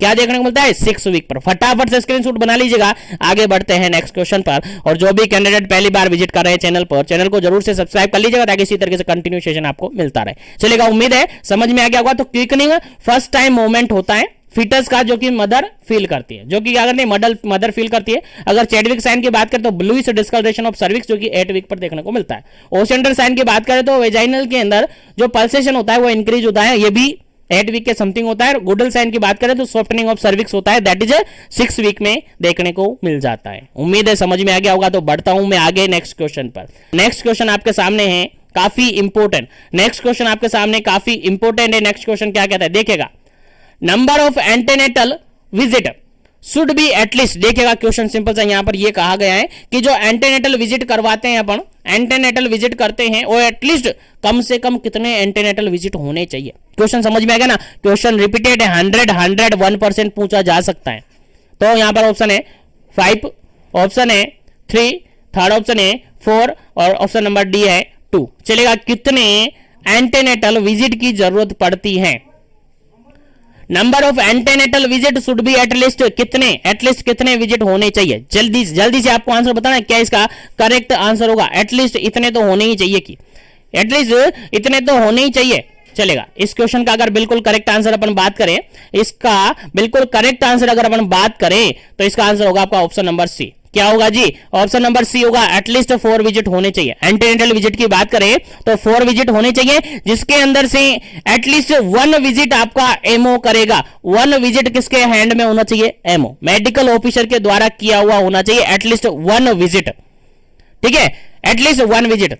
बाकी थर्ड आप अदर हेल्थ वर्कर आपको कर सकते हैं, लेकिन 1 विजिट आपका एमओ करेगा। याद रखेगा, इंपोर्टेंट क्वेश्चन है। अब यहीं पर अगर मैं आपको टाइमिंग बता दूं इनका कि 4 विजिट करते हैं, एंटेनेटल विजिट के अंदर एटलीस्ट 4 विजिट करते हैं, और 4 विजिट का अगर अपन टाइम बताएं तो फर्स्ट विजिट करवाया जाता है जैसे ही प्रेगनेंसी आपको कंफर्म हो जाती है कि हाँ प्रेगनेंसी कंसीव हो चुकी है, तो एज सून एज पॉसिबल और विद इन 12 वीक ये करवा देनी चाहिए। विद इन 12 वीक करवा देनी चाहिए, और एटलीस्ट जनरली अपन कहें तो 8 वीक से लेकर 12 वीक तक आप इसको इजीली करवा सकते हैं। सेकेंड अगर विजिट की अपन बात करें तो second visit generally 14 to 26 week पर करवाया जाता है। याद रखेगा, इंपोर्टेंट है, यहां से क्वेश्चन पूछा जा सकता है। थर्ड विजिट की अगर अपन बात करें तो थर्ड विजिट जनरली 28 से लेकर 36 वीक तक करवा सकते हैं। 28 से 36 वीक तक करवा सकते हैं, और फोर्थ विजिट आपका 36 के बाद टिल डिलीवरी आप करवा सकते हैं। तो बेसिकली यहां पर टिल डिलीवरी मतलब टर्म की बात कर रहा हूं मैं। टर्म मतलब जानते हो ना, 42 जनरली, जहां तक 42 तक टर्म माना जाता है, फिर पोस्ट टर्म मान लिया जाता है, ठीक है। तो यहां पर जनरली अगर बात करें तो फर्स्ट जो एएनसी करवाई जाती है वो विद इन 12 वीक हो जानी चाहिए, यानी 8 से 12 वीक तक आप जनरली मान सकते हैं। और सेकंड जो एएनसी आपकी वो 14 to 26 हो जानी चाहिए, और थर्ड 28 to 36 हो जानी चाहिए, और फोर्थ आपकी 36 के बाद हो जानी चाहिए, ठीक है। अब यहां से क्वेश्चन कैसे पूछा जाएगा, आपसे पूछा जाएगा कि सर बताइए, आप बताइए, कम्युनिटी हेल्थ ऑफिसर हैं आप बताइए कि थर्ड विजिट कब करवाया जाता है, थर्ड एएनसी एंटीनेटल विजिट कब करवाया जाता है। आपका आंसर क्या रहेगा, थर्ड। सर हमारा आंसर ये रहेगा कि थर्ड विजिट जो है जनरली हम करवाएंगे सर 28 से लेकर 36 वीक पर, 28 से लेकर 36 वीक पर हम करवाएंगे। सेकंड करवाएंगे अपन 14 to 26 पर, और फोर्थ आपको याद ही है, और फर्स्ट आपको याद रखना है विद इन 12 वीक में हो जाना चाहिए। और टोटल 4 विजिट होंगे, और टोटल 4 विजिट में से एटलीस्ट 1 विजिट जो होता है वो आपका एमओ करेगा। 1 विजिट को कौन करेगा, मेडिकल ऑफिसर करेगा। याद रहे, 1 विजिट मेडिकल ऑफिसर करेगा। चलेगा, आगे बढ़ जाते हैं नेक्स्ट क्वेश्चन पर। उम्मीद है यहां तक क्वेश्चन आपको समझ में आ गया होगा। नेक्स्ट क्वेश्चन आपके सामने काफी इंपोर्टेंट है। नेक्स्ट क्वेश्चन कहता है 70 नंबर क्वेश्चन है, EDT expected date of delivery की बात की जा रही है और ये इंपॉर्टेंट क्वेश्चन है, आपके एग्जाम में पूछा जा सकता है, क्योंकि ये क्वेश्चन आपने देखा हो तो आपके एग्जाम में पूछा गया था। इस पहले राजस्थान सीएचओ की बात कर रहा हूं। राजस्थान सीएचओ के जो एग्जाम हुआ था, कंपटीशन हुआ था, जिससे आप जॉब लगे हैं, उसके अंदर भी एज इट इज क्वेश्चन पूछा गया था, तो आपको याद होना चाहिए। आपके इस एग्जाम में भी पूछा जा सकता है, क्योंकि इससे आपको बार बार पाला पड़ने वाला है। चले, ईडीटी इज कैलकुलेटेड बाय, कैसे कैलकुलेट करेंगे ईडीटी को? पहला ऑप्शन यहां पर एलएमपी, लास्ट मेंस्ट्रुअल पीरियड यहां पर होता है, ठीक है, last date of menstrual period या last day of menstrual period, ठीक है। तो एलएमपी प्लस 9 मंथ करेंगे। सेकंड ऑप्शन है यहां पर LMP plus 9 month plus 7 days करेंगे। थर्ड ऑप्शन यहां पर LMP plus 9 month plus 7 week यहां पर करेंगे। LMP plus 9 month plus 10 days यहां पर करेंगे। क्या करेंगे, कैसे कैलकुलेट करेंगे आप ईडीडी को? एक्सपेक्टेड डेट ऑफ डिलीवरी को कैसे कैलकुलेट करेंगे? चलेगा, जल्दी से बता दीजिएगा कैसे कैलकुलेट करेंगे। चलेगा, इस क्वेश्चन का बिल्कुल राइट आंसर आपका होता है option number B. Option number B बिल्कुल राइट आंसर होता है। क्या करेंगे, जो लास्ट मेंस्ट्रुअल पीरियड है उसका आप 9 मंथ ऐड करेंगे, उसके अंदर 7 डेज ऐड करेंगे, तो आपका ईडीडी निकल कर आपके सामने आ जाएगा। अब यहां से क्वेश्चन कैसे बनाएगा, देखिए क्वेश्चन कैसे बनाया जा सकता है। मान के चलिएगा एक लेडी है जिसका लास्ट एडीडी 12 जून है, 12 जून 2021 का था। अब बताओ कि उसकी डिलीवरी, एक्सपेक्टेड डिलीवरी ईडीडी कब का होगा? क्वेश्चन मार्क आपके सामने है, और इस क्वेश्चन का आंसर मुझे कमेंट में आप देंगे। बाकी मैं इस सेशन को आगे बढ़ाता हूं, मुझे सभी का आंसर होना चाहिए कमेंट्स के अंदर। चलेगा, नेक्स्ट आगे बढ़ते हैं, नेक्स्ट क्वेश्चन की बात करते हैं। 18 नंबर क्वेश्चन है। 18 नंबर क्वेश्चन क्या कहता है, देखिएगा, third visit should be done. जो थर्ड विजिट एएनसी की बात करें, एंटीनेटल विजिट की अगर अपन बात करें, तो थर्ड विजिट कब होता है, थर्ड विजिट कब करवाया जाता है? टाइमिंग ड्यूरेशन मैंने अभी बताया था थोड़ी देर पहले, आपको याद होना चाहिए। पहला ऑप्शन यहां पर है between 8 to 12 week. Second option है 14 to 26 वीक। थर्ड ऑप्शन है 12 to 20 वीक, और फोर्थ ऑप्शन है 28 to 36 वीक। चलेगा, क्या इसका करेक्ट आंसर होगा? एक्यूरेट आंसर आपको देना है, उसके बाद करेक्ट आंसर मैं आपको बताऊंगा क्या इसका करेक्ट आंसर होगा, क्योंकि प्रीवियसली क्वेश्चन के अंदर मैं इसके बारे में डिस्कस कर चुका हूं, तो आपका गलत तो नहीं होना चाहिए। चलेगा, इस क्वेश्चन का अगर बिल्कुल करेक्ट आंसर अपन देखें तो ऑप्शन नंबर डी बिल्कुल करेक्ट आंसर होगा। ऑप्शन नंबर डी बिल्कुल करेक्ट आंसर होगा, जो कि कितना 28 से लेकर 36, 28 से लेकर 36 याद रहे, आपको बताया था मैं, एक बार फिर से मेंशन कर दूं। फर्स्ट विजिट हो जाना चाहिए विद इन आपका 12 वीक, 12 वीक के अंदर हो जाना चाहिए। बात करें तो 8 से लेकर 12 वीक में हो जाना चाहिए, 8 to 12 वीक के अंदर हो जाना चाहिए। सेकंड वीक की अगर बात करें तो 14 to 26 वीक के अंदर हो जाना चाहिए, और थर्ड विजिट की अगर बात करें तो ये 28 से लेकर 36 वीक के अंदर हो जाना चाहिए, और फोर्थ विजिट की बात करें तो ये 36 के बाद हो जाना चाहिए। ये सारे विजिट है आपको याद होने चाहिए, सारे विजिट है आपको याद होने चाहिए। नहीं याद है तो याद रख लीजिएगा, क्योंकि एग्जाम में पूछा जा सकता है, इसलिए याद होना चाहिए। थर्ड विजिट करवाया जाता है आपका 28 से लेकर 36 वीक पर, याद रहे, इंपॉर्टेंट ही। चलिएगा, आगे बढ़ते हैं नेक्स्ट क्वेश्चन पर। नेक्स्ट क्वेश्चन आपके सामने 29 नंबर क्वेश्चन है। 29 नंबर क्वेश्चन क्या कहता है, देखिएगा, समझिएगा। 29 नंबर क्वेश्चन कहता है second visit antenatal visit should be done. Second antenatal visit कब करवाया जाता है, बताओ। अभी थोड़ी देर पहले मैंने बता दिया, बताओ क्या इसका करेक्ट आंसर होगा। पहला ऑप्शन यहां पर 8 to 12 वीक, सेकंड ऑप्शन है 14 to 26 वीक, थर्ड ऑप्शन यहां पर 12 to 20 वीक, और फोर्थ ऑप्शन यहां पर 28 to 36 वीक। चलेगा, क्या इसका करेक्ट आंसर होगा? सेकंड वीक की बात की जा रही है, अभी बताया मैंने, अब गलत नहीं होना चाहिए, बिल्कुल क्या करेक्ट आंसर होगा। सेकंड वीक की अगर अपन बात करें, सॉरी सेकंड एंटीनेटल केयर की अगर अपन बात करें, एंटीनेटल विजिट की बात अपन करें, तो ये जनरली होता है आपका ऑप्शन नंबर बी 14 to 26। अभी बार बार बताया हूं, 14 से लेकर 26 वीक तक आप सेकंड विजिट करेंगे। पहला विजिट 12 वीक के अंदर करेंगे, दूसरा आप 14 से लेकर 26 तक करेंगे, और तीसरा आप 28 से लेकर 36 तक करेंगे, और चौथा 36 के बाद आप करेंगे, 36 के बाद आप करेंगे। याद रख लीजिएगा यार, याद रखना पड़ेगा, क्वेश्चन कहीं से भी उठकर आ सकता है। चलेगा, आगे बढ़ते हैं नेक्स्ट क्वेश्चन पर।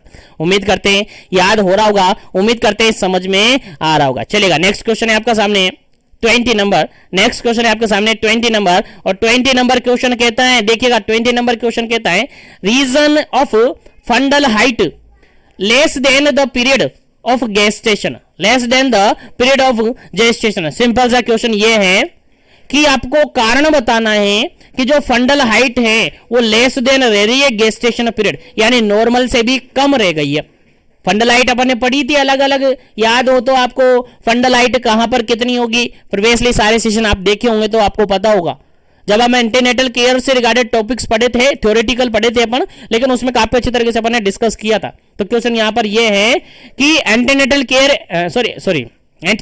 एंटीनेटल केयर के अंदर अपन डिस्कस किया था फंडल हाइट, तो हमने कहा था कि एक फिक्स ड्यूरेशन में जेस्टेशनल पीरियड के अकॉर्डिंग फंडल हाइट फिक्स्ड होती है ना, बिल्कुल क्या होती है, फिक्स्ड होती है। लेकिन जो जेस्टेशनल पीरियड है उसके अकॉर्डिंग फंडल हाइट नहीं है, क्या है, कम हो रही है, लेस देन है देखने को मिल रही है, लेस देन नॉर्मल देखने को मिली है। तो ऐसी किस कंडीशन में देखने को मिलेगी? पहला ऑप्शन यहां पर मल्टी प्रेगनेंसी के अंदर देखने को मिलेगी, सेकंड ऑप्शन यहां पर लार्ज बेबी के अंदर देखने को मिलेगी, थर्ड ऑप्शन यहां पर मिस्ड अबॉर्शन के अंदर देखने को मिलेगी, फोर्थ ऑप्शन यहां पर पॉलीहाइड्रेअमनियास के अंदर देखने को मिलेगी। चलिएगा, क्या इसका करेक्ट आंसर होगा? जल्दी से आपको आंसर बताना है, देखिएगा जल्दी से आपको आंसर बता। देखिए यहां पर मैं क्वेश्चन का आंसर आपको बताऊं, देखिए एलिमिनेशन लगाएंगे तो भी इजीली निकल जाएगा। आपको पता है, देखिएगा मल्टी प्रेगनेंसी अगर है तो फंडल हाइट बढ़ेगी कि कम होगी? सर बढ़ेगी, कम नहीं होगी। सर बेबी बड़ा है तो बढ़ेगी कम होगी? सर बढ़ेगी।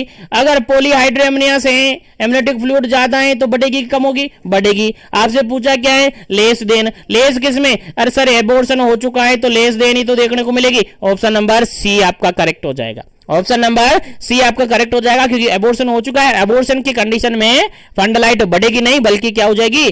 कम हो जाएगी। तो लेस देन यहां पर देखने को मिलेगी। उम्मीद है समझ में आ गया होगा। तो आगे बढ़ जाते हैं नेक्स्ट क्वेश्चन पर, आगे बढ़ जाते हैं नेक्स्ट क्वेश्चन पर। और जो भी कैंडिडेट पहली बार चैनल पर विजिट करे, चैनल को जरूर से सब्सक्राइब कर ले ताकि इसी तरीके से कंटिन्यू सेशन आपको मिले, ताकि इसी तरीके से कंटिन्यू सेशन आपको मिले और किसी तरीके से आप पढ़ते रहे। चलिएगा, नेक्स्ट क्वेश्चन आपका 21 नंबर क्वेश्चन है। और 21 नंबर क्वेश्चन क्या कहता है? देखिएगा 21 नंबर क्वेश्चन आपका कहता है reason of fundal height is more than the period of gestation except करके आपको बताना है। एक्सेप्ट करके आपको बताना है कि एक लेडी है, उसके अंदर फंडल हाइट नॉर्मल से ज्यादा देखने को मिलेगी, नॉर्मल से ज्यादा देखने को मिलेगी उसके गेस्टेशन पीरियड के अकॉर्डिंग, लेकिन उसके अंदर एक्सेप्ट करके आपको बताना है। मतलब कि सभी ऑप्शन यहां पर फंडल हाइट को बढ़ाएंगे, सभी ऑप्शन यहां पर क्या करेंगे? फंडल हाइट को ज्यादा दिखाएंगे, लेकिन एक ऑप्शन ऐसा रहेगा जो कि फंडल हाइट को लेस देन दिखाएगा। तो लेस देन कौन दिखाएगा वो आपको आंसर देना है। फटाफट से आंसर दीजिएगा, क्या इसका करेक्ट आंसर है? समझ गए ना? एक्सेप्ट करके निकालना है। सभी ऑप्शन यहां पर फंडल हाइट को बढ़ाते हैं, लेकिन एक ऑप्शन फंडल हाइट को कम रखता है। चलेगा, पहला ऑप्शन यहां पर मल्टी प्रेगनेंसी, सेकंड ऑप्शन यहां पॉलीहाइड्रेअमनियास, थर्ड ऑप्शन यहां पर हाइडेटिफॉर्म मोल और फोर्थ ऑप्शन यहां पर IUGR। चलेगा, जल्दी से आंसर दीजिएगा ताकि आगे बढ़े अपन क्वेश्चन में।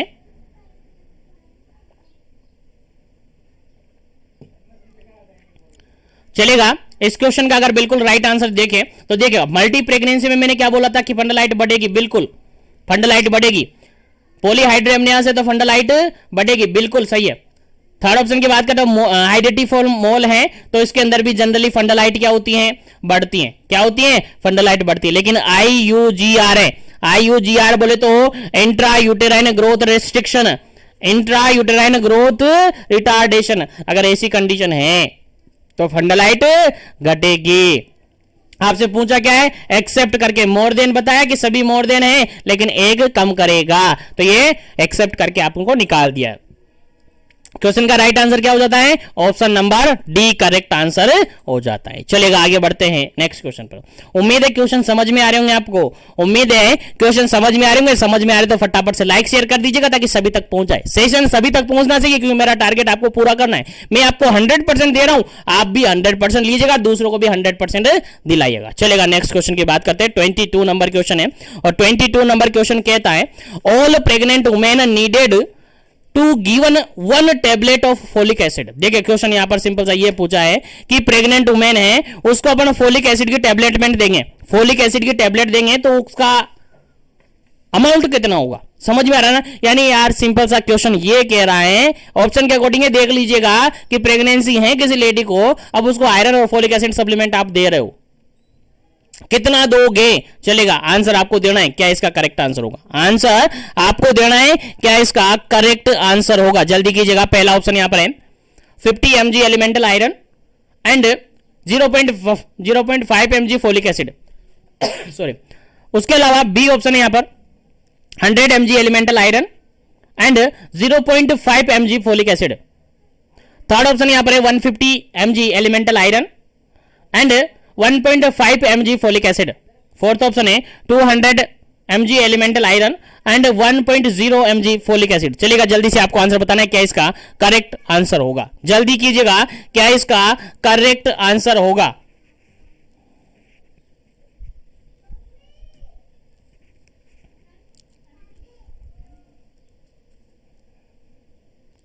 चलेगा, इस क्वेश्चन का बिल्कुल करेक्ट आंसर है, बिल्कुल करेक्ट आंसर है ऑप्शन नंबर बी, बिल्कुल करेक्ट आंसर है। यहां पर अपन देते हैं 100 mg एलिमेंटल आयरन, उसके अलावा 0.5 mg फोलिक एसिड। देखिएगा, आपने थोड़ी देर पहले इसी सेशन के अंदर मैंने पढ़ाया था कि ये कितना 500 माइक्रोग्राम देते हैं, 500 माइक्रोग्राम देते हैं। एडोलसेंट के अंदर पढ़ा था ना, एडोलसेंट के अंदर पढ़ा था, बिल्कुल वही अमाउंट आपको याद रख लेना है, वही अमाउंट याद रख लेना है। यहां पर माइक्रोग्राम और एमजी दोनों में आ सकता है, यहां पर माइक्रोग्राम में नहीं है, यहां पर किस में, एमजी में। एमजी में कन्वर्ट करेंगे तो 0.5 mg हो जाएगा, अगर इसी को माइक्रोग्राम में अपन कन्वर्ट करेंगे तो 500 हो जाएगा। बाकी ये तो एलिमेंटल आयरन तो सेम है, एलिमेंटल आयरन तो सेम है, वो भी वहां पर 100 mg था, यहां पर भी 100 mg है, पीछे का भी सेम है, लेकिन mg और माइक्रोग्राम को आपको थोड़ा सा कन्वर्ट करना आना चाहिए, कंफ्यूजन नहीं रखना है। बिल्कुल करेक्ट आंसर हो जाता है आपका ऑप्शन नंबर बी। चलेगा, आगे बढ़ते हैं नेक्स्ट क्वेश्चन पर, और नेक्स्ट क्वेश्चन काफी इंपॉर्टेंट है, मोस्ट इंपॉर्टेंट क्वेश्चन है।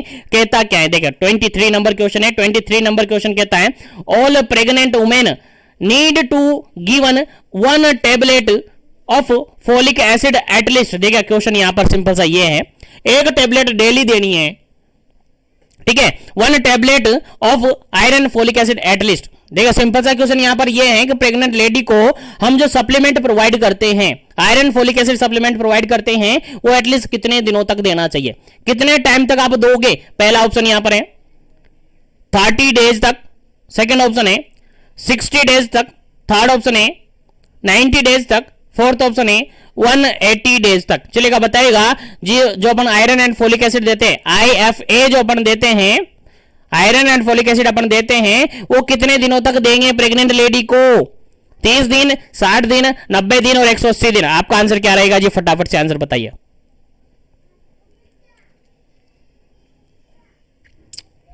चलेगा, इस क्वेश्चन का अगर बिल्कुल करेक्ट आंसर कहे पर ऑप्शन नंबर डी बिल्कुल करेक्ट आंसर होगा। कितना देंगे जी, 180 दिन देंगे। 180 दिन बोले तो कितना महीना हो गया सर, 6 मंथ हो गया। कितना हो गया सर, 6 मंथ हो गया ना। 6 मंथ तक, 6 महीने तक हम क्या करेंगे, 6 महीने तक क्या करेंगे, लेडी को आयरन एंड फोलिक एसिड अपन देंगे। याद रहे कितना देंगे, 6 महीने तक देंगे। कितना, 6 महीने तक देंगे, यानी 180 दिन तक अपन लेडी को iron and folic acid provide करते रहेंगे। याद रहे, इंपॉर्टेंट क्वेश्चन है, पूछा जा सकता है आपके एग्जाम में। चलेगा, नेक्स्ट क्वेश्चन की बात करते हैं, और नेक्स्ट क्वेश्चन यहां पर सिंपल सा ये है, नेक्स्ट क्वेश्चन यहां पर सिंपल सा ये है, इफ वुमेन इज एनीमिक, एक लेडी है जो कि एनीमिया है उसको ऑलरेडी, और उसके अंदर पेलर देखने को मिल रहा है, she need the iron and folic acid. उस लेडी को कितनी आयरन और फोलिक एसिड की जरूरत पड़ती है, कितने आयरन और फोलिक एसिड की जरूरत पड़ेगी। चलेगा, आंसर आपको बताना है क्या इसका करेक्ट आंसर होगा, क्या इसका करेक्ट आंसर होगा। जल्दी कीजिएगा। आयरन फोलिक एसिड की बात करें तो कितना आयरन फोलिक एसिड टेबलेट उसको दिया जाएगा, क्या 100 दिया जाएगा, क्या उसको 150 दिया जाएगा, क्या उसको 200 दिया जाएगा, क्या उसको 300 दिया जाएगा। चलेगा, जल्दी से आपको आंसर बताना है। ध्यान रहे, एनीमिक की बात की जाए, अगर नॉर्मल की बात किया जाए तो नॉर्मल में कितना दिया जाता है, 100 दिया जाता है। याद रहे 100 दिया जाता है, लेकिन एनीमिया ऑलरेडी पेशेंट को हो चुका है, ये तो नॉर्मल की कंडीशन में दिया जाता है, लेकिन एनीमिया पेशेंट को हो रखा है तो उसको कितना दिएंगे। आपका आंसर क्या रहेगा, फटाफट से आंसर कमेंट कीजिएगा। चलेगा, बिल्कुल करेक्ट आंसर होगा इसका ऑप्शन नंबर सी, बिल्कुल करेक्ट आंसर होगा 200 होगा। कितना होगा जी, 200 होगा। ये क्वेश्चन हमने एक सेशन के अंदर, आई थिंक काफी टाइम हो चुका है उस सेशन को, वहां पर हमने इस क्वेश्चन का आंसर कुछ आई थिंक 100 बताया होगा, है ना। तो वहां पर आप एक बार करेक्ट कर लीजिएगा, क्योंकि थोड़ा सा करेक्शन वहां पर करना है, ठीक है, थोड़ा सा करेक्शन वहां पर कर लीजिएगा। बाकी यहां पर इसका करेक्ट आंसर यही रहेगा। अगर नॉर्मल कंडीशन की बात करें तो 100 टेबलेट दिए जाते हैं, लेकिन एनीमिया ऑलरेडी उसको हुआ है, एनीमिया हो रखा है, तो फिर उसको कितना दिया जाएगा, 200 दिया जाएगा। कितना दिया जाएगा, 200 दिया जाएगा। याद रखिएगा आप, अगर क्वेश्चन पूछा जाए प्रोफाइलेटिक, देखिए दो वर्ड यहां पर यूज कर सकते हैं। अगर क्वेश्चन में सीधा सा नहीं देकर दो वर्ड यूज करें, अगर क्वेश्चन में यूज करें प्रोफाइलेटिक, क्या यूज करें, प्रोफाइलेटिक अगर यूज करें कि प्रोफाइलेटिक के लिए अपन यूज करेंगे तो कितना, 100 टेबलेट। अगर कहे कि थेराप्यूटिक रूप से यूज करना है, किस रूप में, थेराप्यूटिक रूप से अपन यूज करना है, तो फिर आपका आंसर जाएगा 200 टेबलेट। याद रखिएगा, इंपॉर्टेंट है। अगर प्रोफाइलेटिक यानी प्रिवेंशन के लिए ले रहे तो 100 mg मतलब 100 टेबलेट, और अगर थेराप्यूटिक मतलब उसके अंदर कोई कंडीशन हो चुकी है, उसके बाद उसको थेराप्यूटिक रूप से, थेराप्यूटिक इफेक्ट के लिए ले रहे हैं, तो फिर 200 टेबलेट यहां पर देनी पड़ेगी। चलेगा, उम्मीद है समझ में आ गया होगा। तो आगे बढ़ते हैं नेक्स्ट क्वेश्चन पर। सेशन को लाइक शेयर करते रहिए ताकि इसी तरह से कंटिन्यूएशन आपको मिलते रहेंगे। चलेगा, और सभी तक पहुंचना चाहिए, सभी का बेनिफिट होना चाहिए। चलेगा, 25 नंबर क्वेश्चन है। 25 नंबर क्वेश्चन कहता क्या है, समझिएगा। कहता है anaemia during the pregnancy is confirm when the haemoglobin level is less than. देखिएगा, ये क्वेश्चन आपके जो आपने सीएचओ, स्पेशली राजस्थान सीएचओ की बात करूं तो सीएचओ का जो एग्जाम आपने दिया था उसके अंदर ये क्वेश्चन आया था, और आपने गलत भी किया था, काफी सारों ने किया था, ठीक है। तो गलत नहीं करना है, सही से आंसर इसका कमेंट करना है आपको कि एनीमिया कब कंसीडर करेंगे। प्रेगनेंसी कंडीशन है और लेडी के अंदर आपने हीमोग्लोबिन लेवल चेक किया है, और अगर उस लेडी का कितना हीमोग्लोबिन लेवल, यानी किससे कम हीमोग्लोबिन लेवल कम हो जाएगा कि अपन उसको कह देंगे कि उसको एनीमिया हो गया है, ठीक है। तो कितनी हीमोग्लोबिन पर या किससे कम हीमोग्लोबिन हो जाए तो उस लेवल पर अपन एनीमिया खोज करते थे। पहला ऑप्शन यहां पर है 11 ग्राम पर डीएल, सेकंड ऑप्शन है 10 ग्राम पर डीएल, थर्ड ऑप्शन है 13 ग्राम पर डीएल, और फोर्थ ऑप्शन है यहां पर 12 ग्राम पर डीएल। चलेगा, यहां पर दो ऑप्शन तो आपको नॉर्मल लग रहे हैं, यार ये तो नॉर्मल है, ये तो नॉर्मल है, इनको हटा देता हूं मैं। दो ही ऑप्शन आपके पास है, और इन दोनों में ही गलत करके आए थे, इन दोनों में ही गलत ऑप्शन आप चूज किए थे। काफी सारे चूज किए थे 10, काफी सारे चूज किए थे 11। तो जो 11 चूज किए थे वो नॉर्मल, वो सही है, वो राइट है, क्योंकि जैसे ही 11 से कम हो जाता है हम पेशेंट को क्या कह देते हैं, एनीमिक कह देते हैं। क्या कह देते हैं, एनीमिक कह देते हैं। 10 वहां पर गलत था, ठीक है। तो इस क्वेश्चन का राइट आंसर क्या हो जाता है, 11 ग्राम। फर्स्ट ऑप्शन बिल्कुल करेक्ट आंसर है। जैसे ही 11 ग्राम से कम हो जाता है तो हम कह देते हैं कि उस पेशेंट को, उस पर्सन को, उस लेडी को क्या है, एनीमिया है।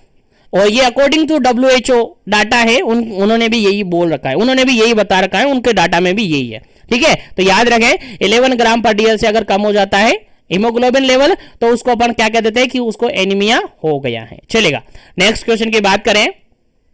नेक्स्ट क्वेश्चन सिंपल सा ये कहता है, 26 नंबर क्वेश्चन है। कहता है women with the severe anaemia, एक लेडी जिसको सीवियर एनीमिया हो रखा है तो उसके अंदर हीमोग्लोबिन लेवल कितना से कम होगा, कितने से कम होगा। आंसर आपको बताएं, क्वेश्चन समझ में है ना। एक लेडी है जिसको सीवियर एनीमिया कंसीडर किया गया है, सीवियर एनीमिया डायग्नोज कर दिया है, तो बताओ उसके अंदर हीमोग्लोबिन लेवल कितने से कम होगा।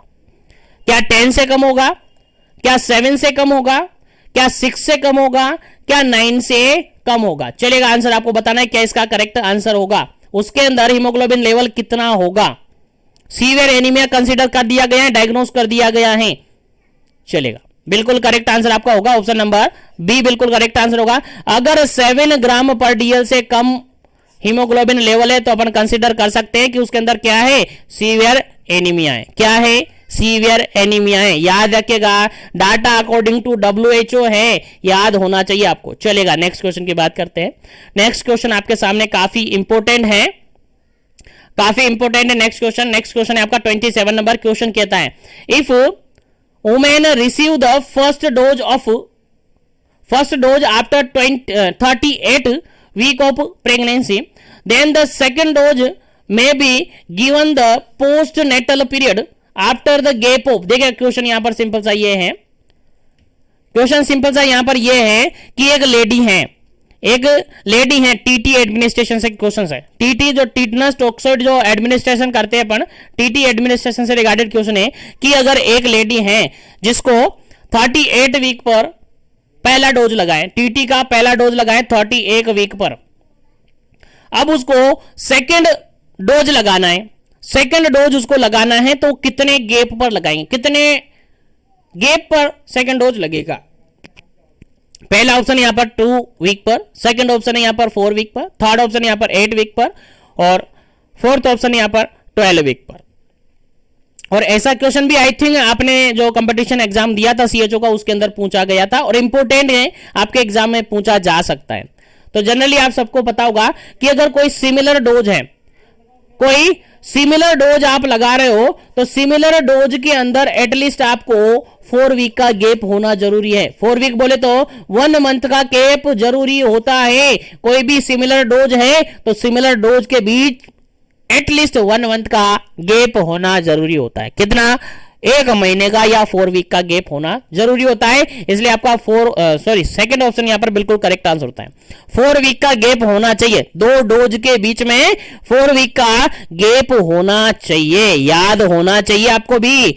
दिखे चलेगा, आगे बढ़ जाते हैं नेक्स्ट क्वेश्चन पर। उम्मीद है सेशन लाइक शेयर करते रहेंगे और लाइक शेयर कर रहे होंगे ताकि सभी तक सेशन पहुंच जाए। और जो भी नया जुड़ता है उसको चैनल को सब्सक्राइब कर लेना है ताकि सेशन उनको डेली मिलता रहे। चलेगा, नेक्स्ट क्वेश्चन की बात करें।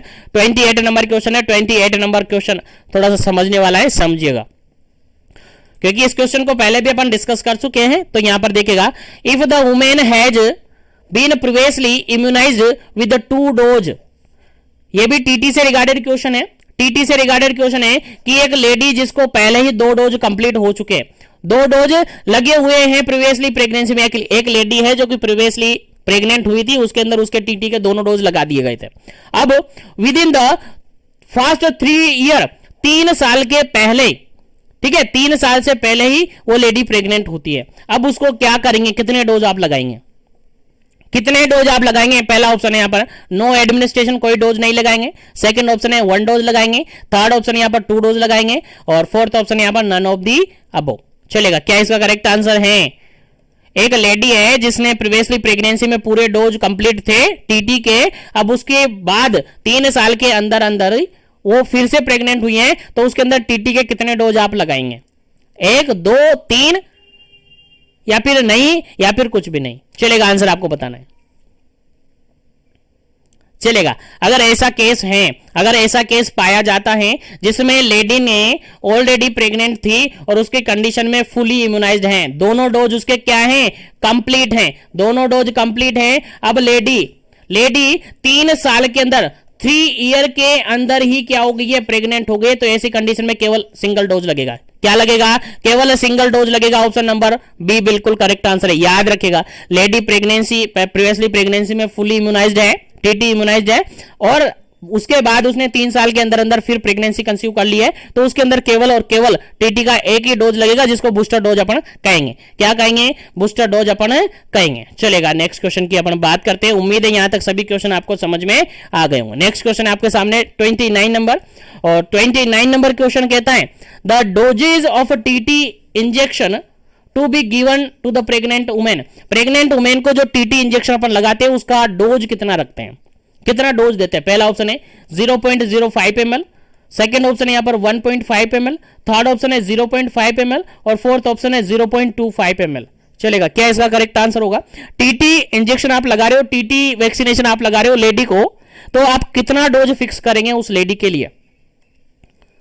अब आप सबको पता है टीटी का तो फिक्स डोज है, टीटी का तो फिक्स डोज है 0.5 ml लगाते हैं। ऑप्शन नंबर सी बिल्कुल करेक्ट है। याद रखना है, जिसको याद नहीं है, टीटी का जो डोज लगता है वो कितना लगता है? 0.5 ml लगता है। याद रहे, इंपोर्टेंट क्वेश्चन है। और नेक्स्ट क्वेश्चन की बात करते हैं। इंपोर्टेंट क्वेश्चन है, उम्मीद है आपको समझ में आ गया होगा। 29 नंबर क्वेश्चन का बिल्कुल करेक्ट आंसर होता है आपका 0.5 ml, बिल्कुल करेक्ट आंसर है ऑप्शन नंबर सी। चलेगा, आगे बढ़ते हैं और नेक्स्ट क्वेश्चन की अपन बात करते हैं। और एक बात यहां पर आपको याद हो जानी चाहिए, टीटी का जो इंजेक्शन लगाया जाता है वो आईएम रूट से लगाया जाता है। याद रखेगा, इंट्रामस्कुलर रूट से लगाया जाता है, भूलना नहीं है, इंपॉर्टेंट है। चलेगा, नेक्स्ट क्वेश्चन की बात करें 30 नंबर, और 30 नंबर क्वेश्चन क्या कहता है समझते। 30 नंबर क्वेश्चन कहता है which is the following advise to the pregnant women except. देखिए क्वेश्चन यहां पर यह है कि आप फॉलोइंग सभी ऑप्शन के अकॉर्डिंग सभी जो ऑप्शन है सभी एडवाइस आप प्रेग्नेंट लेडी को देंगे। Which is the following advice to the pregnant women. Pregnant women को आप सारी एडवाइस देंगे लेकिन एक ऐसी एडवाइस है जो आप नहीं देंगे, यानी एक्सेप्ट करके आपको निकालना है। यानी सभी एडवाइस प्रेग्नेंट लेडी को आप देंगे लेकिन एक एडवाइस प्रेग्नेंट लेडी को आप कभी भी नहीं देंगे। तो वो कौन सी एडवाइस नहीं देंगे? पहला ऑप्शन यहां पर exercise for 10 to 15 minutes. Ladies ये कहेंगे कि आपको लाइट एक्सरसाइज करनी है। लाइट एक्सरसाइज मतलब 10 से 15 मिनट एक्सरसाइज कर ली, फिर आपने 2 से 3 मिनट वेट कर लिया, मतलब रेस्ट कर लिया, उसके बाद फिर एक्सरसाइज कर ली, ऐसे आप बताएंगे। उसके अलावा सेकंड ऑप्शन है यहाँ पर सीजेशन ऑफ स्मोकिंग। आपको स्मोकिंग बंद करना पड़ेगा, ये भी एडवाइस देंगे। उसके अलावा थर्ड ऑप्शन है एक्सपोजर टू रेडिएशन। रेडिएशन से एक्सपोज होना पड़ेगा। फोर्थ ऑप्शन है यहाँ पर wear loose and comfortable cloth, cotton cloth. चलेगा, आपको क्या करना है? लूज और कंफर्टेबल क्लॉथ पहनना पड़ेगा। चलेगा, अब बताइए क्या एडवाइस आप पेशेंट को नहीं देंगे? सभी एडवाइस देंगे लेकिन एक गलत है, वो निकालनी है। फटाफट से अपना आंसर सबमिट कर दीजिएगा, उसके बाद इसका करेक्ट आंसर आपको बताया जाएगा। चलेगा, जल्दी कीजिएगा।